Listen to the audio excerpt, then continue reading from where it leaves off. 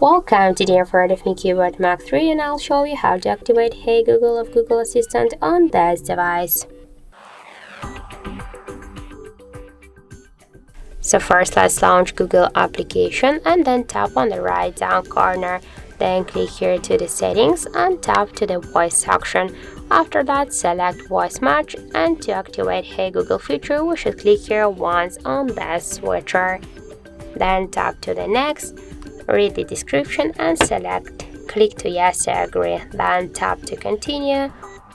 And now we should add our voice model to Assistant to recognize our voice, so click to retain your voice model and say OK Google. OK Google. Hey Google. Hey Google.